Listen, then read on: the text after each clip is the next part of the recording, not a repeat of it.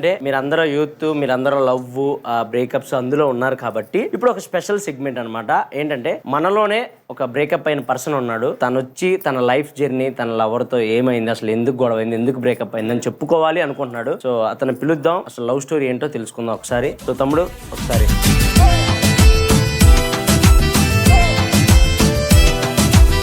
నీ పేరేం పేరు? నా పేరు ఇంద్రనీల్ అన్న. అసలు ఏం జరిగింది? 4 years లవ్. ఫస్ట్ లో బాగానే ఉండే, ఇద్దరం ఎట్లా అంటే ఒక్కరికి వదిలేసి ఒకరు ఉండలేకపోతుండే.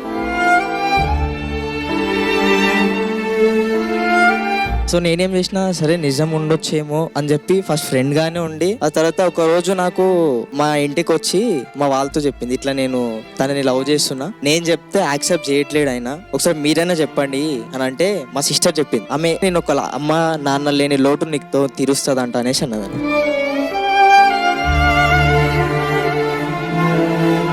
SHM మోడల్ దాంట్లో ఏజెన్సీలో జాయిన్ అయ్యి ఆర్టిస్ట్ గా కూడా చేశాను. సో మోడలింగ్ చేయడం వల్ల నాతో అంటే కోలిక్స్ మోడల్స్ కానీ వాళ్ళందరూ ఉంటారని చెప్పేసి నేను వాళ్ళతో పిక్స్ తీసుకోవడం, అలా తీసుకోవడం వల్ల తనకి డౌట్ వచ్చేసి, నువ్వు ఎప్పుడు గర్ల్స్ తో ఫొటోస్ పెడతావు, ఎప్పుడు నువ్వు నీ షూట్స్ లో బిజీ ఉంటున్నావు, నీ మోడలింగ్ అంటున్నావు, అది అంటున్నావు, నువ్వు అసలు లైఫ్ లో సెట్ అవుతావో కావో, అసలు నాకు డౌట్ గా ఉంది అది ఇది అంటే, సరే నేను ఏం చేయాలి నువ్వు నమ్మాలంటే, నాకు వచ్చేసి ఈ రోజు అని చెప్పింది అన్న. నేను ఏం కూడా ఆలోచించలేను. తన కోసం మార్నింగ్ 3 o'clock వెళ్ళి ఆమె 8 o'clock వరకు కాలేజ్కి వస్తుంది. ఆ టైం వరకు వెయిట్ చేసి తన కార్లో తీసుకెళ్లి ఒక చిన్న టెంపుల్లో పెళ్లి చేసుకున్నాను. అప్పుడు ఎట్లా అంటే అది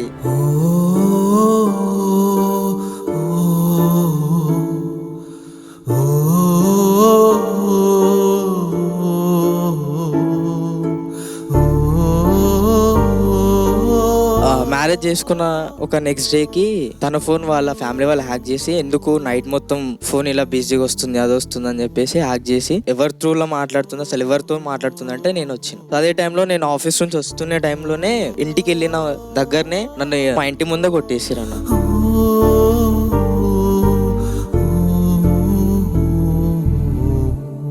ఆ తర్వాత తన కోసం అని చెప్పి 3 months హాస్పిటల్లో ఉన్నా. నాకు ఒక చిన్న కాల్ చేసి, నువ్వేమన్నా చేసుకో, నేను నీ కోసం ఇంకా వెయిట్ చేస్తా, నువ్వు మంచిగా అయ్యి నా కోసం రా, నువ్వు నీ కోసం ఎప్పటికీ వెయిట్ చేస్తా లైఫ్ లాంగ్ అని చెప్పింది అన్న. మా వాళ్ళు నాకు సర్జరీ చేయించి ఆ తర్వాత రెస్ట్ తీసుకొని మళ్ళీ నేను క్యూర్ అయ్యి వచ్చేసరికి తను వాళ్ళ బావతో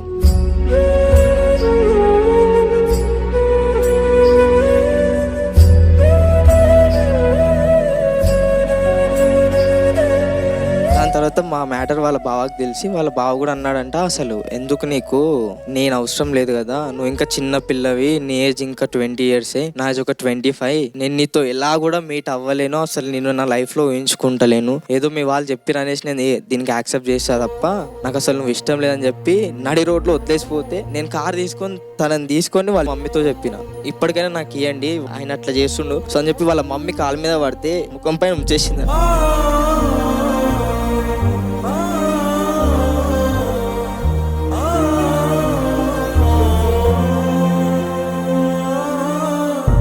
నా ఫ్యామిలీకి వదిలేసి నేను ఒక 3 months బయటకు వెళ్ళిపోయినాను. నన్ను నేను మోటివేట్ చేసుకొని మళ్ళీ వచ్చిన తర్వాత ఒక అబ్బాయితో కనిపించింది. నేను పోయి అడిగా, అసలు ఎందుకు ఇట్లా చేస్తున్నావు, నువ్వు నన్ను చేసినావు, మీ భావాన్ని చేసినావు, ఇంకెందుకు అట్లా అబ్బాయితో అంటే, అది నా ఇష్టం నా లైఫ్ అనేసాను. ఏంది నీ ఇష్టం నీ లైఫ్, అసలు ఆడపిల్లవా లేకపోతే ఇంకేమైనా అని చెప్పి తిట్టి కొట్టినా కూడా అన్న. అక్కడే కొడితే అప్పుడు నీకు నేను ఇప్పుడు మాట్లాడలేను, నేను మాట్లాడతా తర్వాత అని చెప్పి అటు నుంచి వెళ్ళిపోయిందన్న. నా ముందు వాడి బండికి వెళ్ళిపోయింది.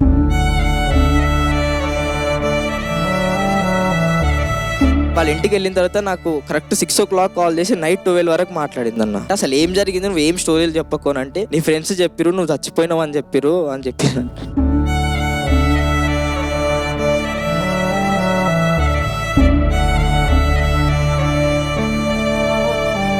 చిన్న సిస్టర్ది పెళ్లి ఉండే, పెళ్లికి వచ్చింది, మా ఫ్యామిలీతో అందరితో బాగానే ఉంది. నెక్స్ట్ డే వచ్చి నీకు సర్ప్రైజ్ ఇస్తున్నా, ఒక ప్లేస్ కి తీసుకెళ్ళింది అన్న. తప్పు ఒప్పుకుంది అని చెప్పేసి నేను యాక్సెప్ట్ చేసి తీసుకుని పోయేసరికి వాళ్ళ మామయ్య వాళ్ళని తీసుకొచ్చి కుట్టిపిచ్చేసింది అన్న.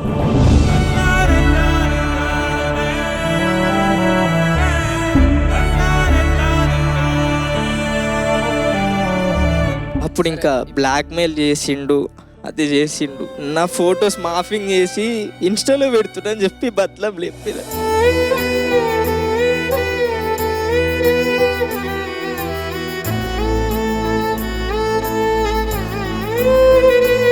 నాకు ఇప్పటికీ 2 times స్ట్రోక్ వచ్చింది తన గురించి ఆలోచించి. ఇంకొకసారి వస్తే నేను బ్రతకను అని కూడా తెలుసు.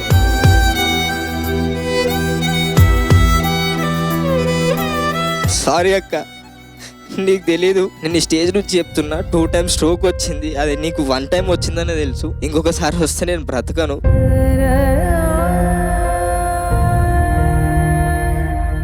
ఇప్పుడు కూడా నేను డిప్రెషన్లోనే ఉన్నా, అందుకని చెప్పి ఇట్లా అయిపోతున్నా. మీరు ప్రతిరోజు నా గురించి బాధపడుతున్నారని చెప్పి ప్రతిరోజు నవ్వుతూ నటిస్తూ మీతో ఉంటున్నా.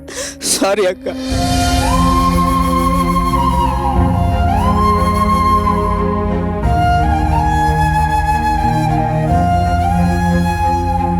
తమ్ముడు, నేను చెప్పే అంత టోన్ కాదు కానీ నేను చెప్తున్నాను విను. ప్రతి సక్సెస్ఫుల్ పర్సన్ వెనకాల ఒక పెయిన్ లవ్ స్టోరీ ఒకటి ఉంటుంది. సో ప్రతి ఒక్కరు ఆ స్టేజ్ నుంచి వచ్చిన ఉంటారు. సో తప్పకుండా నువ్వు అనుకున్నది చేయి, తప్పకుండా సక్సెస్ అవుతావు. ఇది తీసేసే మైండ్ లో. మీ అందరి బ్లెస్సింగ్స్ ఉంటే నేను ఇండస్ట్రీలో ఒక మంచి ఆర్టిస్ట్గా ఎదగాలని ఉందన్న. మీ అందరి సపోర్ట్ నాకు ఎప్పుడు ఉండాలని కూడా నేను కోరుకుంటున్నాను.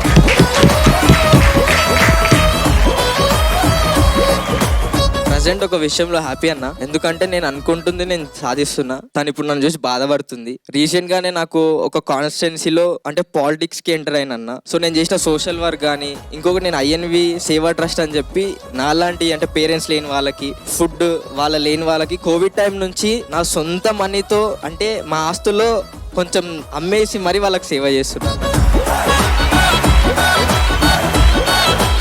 సో ఇవన్నీ ఇప్పుడు వీడియోస్ నేను బయట పెట్టడం వల్ల తను చాలా బాధపడుతుందని చెప్పి కూడా ఎవరు ఎక్స్క్యూజ్ చేయొద్దు. నేను కూడా చేయను. మళ్ళీ మీ లవ్ పోయింది అని అంటే మళ్ళీ తెచ్చుకోవాలని అస్సలు ట్రై చేయకండి ప్లీజ్.